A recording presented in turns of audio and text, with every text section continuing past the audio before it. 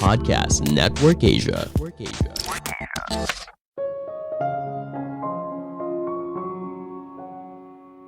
Kamu hanya bisa jadi pemimpin ketika kamu mengetahui apa yang diharapkan sebagai pemimpin dan mengejarkannya, tidak hanya dengan berpikir saja.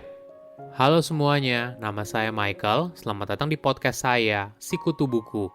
Kali ini saya akan bahas buku Act Like a Leader, Think Like a Leader, karya Herminia Ibarra. Sebelum kita mulai, buat kalian yang mau support podcast ini agar terus berkarya, caranya gampang banget. Kalian cukup klik follow. Dukungan kalian membantu banget supaya kita bisa rutin posting dan bersama-sama belajar di podcast ini. Buku ini membahas cara berperilaku seperti seorang pemimpin dan berpikir seperti seorang pemimpin. Ketika baru saja duduk di posisi yang lebih tinggi, kita ingin memberikan dampak yang lebih besar. Namun sayangnya, kita masih sibuk mengerjakan hal yang sifatnya operasional. Situasi ini seringkali dialami oleh banyak pemimpin, baik yang baru ataupun yang lama. Hasilnya, pemimpin tersebut tidak bisa memberikan kontribusi yang lebih strategis bagi perusahaan. Penulis punya tips yang menarik. Kita mungkin selalu diberitahu kalau kita harus berpikir dulu baru bertindak. Nah, untuk jadi pemimpin yang lebih baik, penulis justru mendorong kita untuk berpikir yang sebaliknya. Bertindak dulu baru berpikir. Untuk menjadi seorang pemimpin, kita perlu bertindak dulu sebagai pemimpin, baru berpikir seperti seorang pemimpin. Saya merangkumnya menjadi 3 hal penting dari buku ini. Pertama, bersikap sebagai pemimpin, baru jadi pemimpin. Di zaman dulu, kita diajarkan untuk jadi seorang pemimpin, maka kamu harus merefleksikan siapa diri kamu dan sosok yang kamu inginkan di masa depan. Introspeksi dan refleksi diri menjadi fokus setiap pelatihan atau coaching soal latihan kepemimpinan. Kamu diminta untuk menyadari diri kamu sendiri, ketahui siapa kamu, tentukan tujuan kamu jadi pemimpin dan siapa dirimu yang sejati. Dari situ, kamu diminta untuk fokus pada kekuatanmu sambil memperbaiki kelemahan kamu. Jika kamu pernah mencoba metode seperti ini, pasti kamu akan sadar.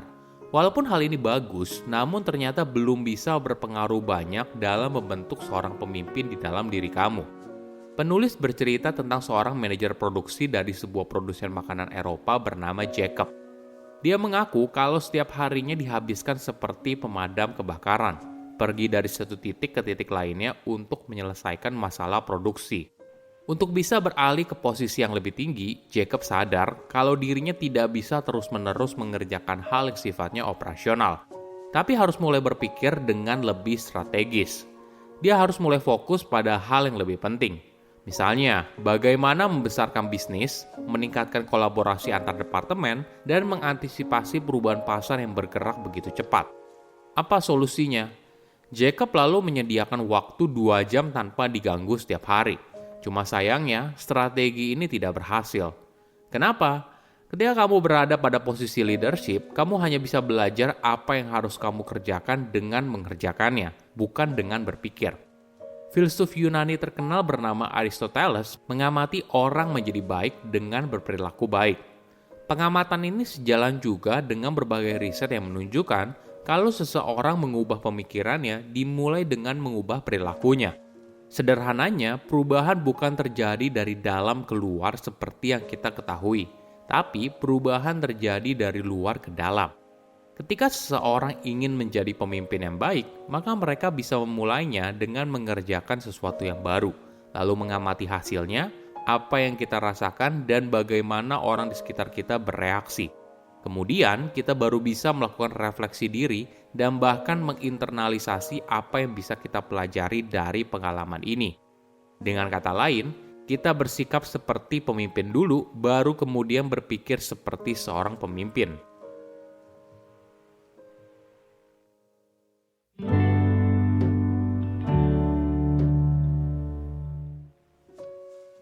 Kedua, jadi pemimpin tidak harus dengan jabatan pemimpin. Bagaimana cara seorang pemimpin menjadi seperti dirinya sekarang? Sepanjang karir, penulis meneliti bagaimana seorang mengalami transisi dari pekerjaan lamanya menjadi seorang pemimpin. Ada kesalahan besar yang biasanya dibuat oleh para peneliti. Banyak riset mengidentifikasikan para pemimpin hebat. inovatif, dan autentik.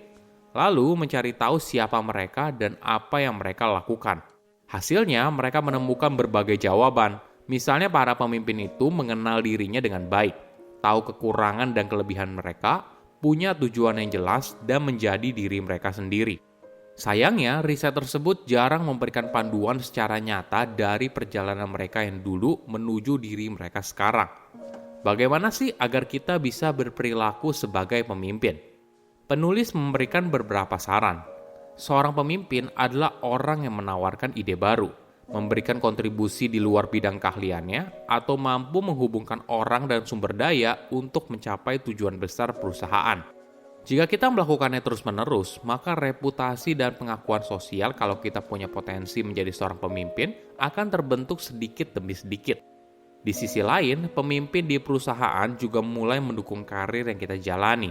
Misalnya memberikan tanggung jawab yang lebih hingga akhirnya diberikan jabatan yang lebih tinggi. Menariknya, transisi jabatan kita dari yang sekarang ke posisi leadership tidak selalu disertai dengan jabatan yang lebih tinggi secara formal. Berdasarkan riset yang dilakukan oleh penulis, selama periode 3 tahun, 56% responden mengaku kalau adanya pemangku kepentingan berbeda yang harus diurus. 53% mengaku adanya peningkatan tanggung jawab lintas departemen. 30% mengaku kalau adanya penambahan karyawan di dalam timnya. Di tengah semua perubahan ini, hanya 47% yang mendapatkan promosi jabatan secara formal. Sisanya diharapkan untuk mengambil peran leadership yang lebih luas dengan jabatan yang sama. Saya rasa hal ini juga banyak terjadi dalam kenyataan.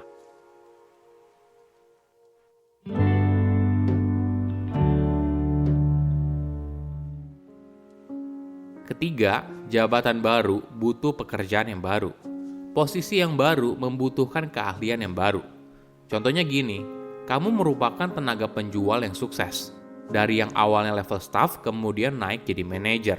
Nah, ketika kamu jadi manajer, kamu tidak bisa lagi menggunakan keahlian sebagai staff. Kenapa? Karena tantangannya sudah berbeda. Jika saat menjadi staff, kamu hanya fokus pada diri sendiri, sebagai seorang manajer, kamu diharapkan untuk bisa melihat dengan kacamata yang lebih luas. Kamu tidak hanya dituntut hanya jago jualan, tapi di sisi lain, kamu harus punya pemahaman soal bisnis yang kuat dan kolaborasi antar departemen. Jika tidak, maka kamu akan sibuk melakukan pekerjaan yang sifatnya operasional, tapi tidak bisa memberikan kontribusi strategis bagi bisnis. Istilahnya, apa yang kamu kerjakan di masa lalu bisa membantu kamu hingga berada di posisi sekarang, tapi tidak akan membantu kamu di masa depan. Di zaman sekarang, sebagai seorang pemimpin dari sebuah departemen atau divisi, kamu tidak bisa sendirian. Jika kamu ingin memberikan nilai yang lebih tinggi bagi perusahaan, kamu dituntut untuk berkolaborasi dengan departemen atau divisi lain. Ini memang tidak mudah. Ketika kita biasanya hanya fokus bekerja di departemen sendiri, tapi sekarang kita harus bisa mendorong kerjasama dengan departemen lain. Apa kesimpulannya? Pertama, bertindak dulu baru berpikir. Ketika seseorang ingin menjadi pemimpin yang baik, maka mereka bisa memulainya dengan mengerjakan sesuatu yang baru, lalu mengamati hasilnya, apa yang kita rasakan, dan bagaimana orang di sekitar kita bereaksi. Kemudian, kita baru bisa melakukan refleksi diri dan bahkan menginternalisasi apa yang bisa kita pelajari dari pengalaman ini. Dengan kata lain, kita bersikap seperti pemimpin, baru kemudian berpikir seperti seorang pemimpin. Kedua, pemimpin itu tidak selalu punya jabatan pemimpin. Di era sekarang, banyak karyawan mendapatkan tanggung jawab lebih, padahal posisinya masih sama.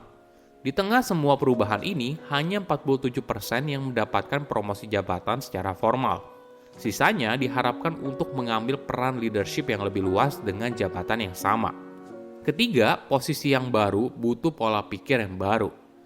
Apa yang membuat kamu sukses dari posisi yang lama, misalnya dari staf jadi manajer, tidak akan membantu kamu untuk sukses dari manajer ke jabatan yang lebih tinggi.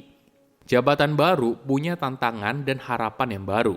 Kita tidak bisa lagi fokus melakukan pekerjaan yang sifatnya operasional, tapi dituntut untuk bekerja dengan lebih strategis. Saya undur diri, jangan lupa follow podcast Sikutu Buku. Bye-bye.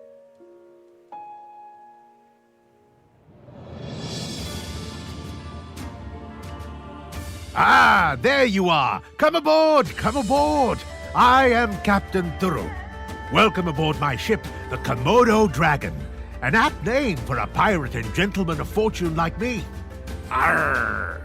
Now, Jimmy, let's not feed our guest to the sharks on the first night. You will have to forgive him.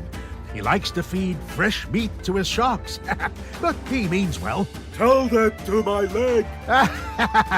Ignore the boys. It's time to raise anchor as we dodge ogres, fish for sea serpents, have tea with goblins, while we sail across the seven seas, collecting ancient legends filled with wonder and adventure on the Ship of Myths. The Ship of Myths, now available on Spotify, Apple Podcasts, and all other podcasts around the world. A Ring of Fire production in partnership with Podcast Network Asia. Pandangan dan opini yang disampaikan oleh kreator podcast, host, dan tamu tidak mencerminkan kebijakan resmi dan bagian dari Podcast Network Asia. Setiap konten yang disampaikan mereka di dalam podcast adalah opini mereka sendiri dan tidak bermaksud untuk merugikan agama, grup etnik, perkumpulan, organisasi, perusahaan, perorangan, atau siapapun dan apapun.